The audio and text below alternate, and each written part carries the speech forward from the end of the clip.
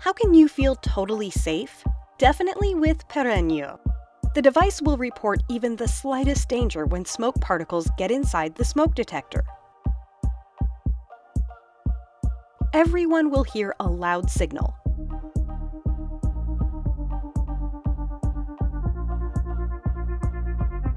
Two ways of mounting are possible. Do not forget to remove the film from the battery.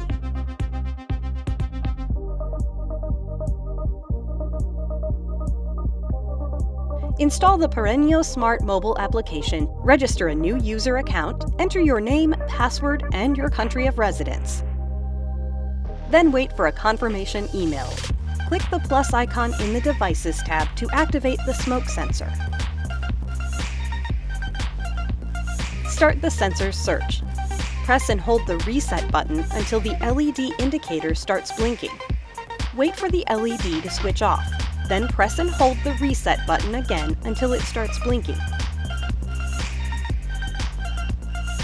Next, enter the name and then choose a room where your sensor would be located. Now you can mount the sensor. Your home is safe as a fortress with Perenio.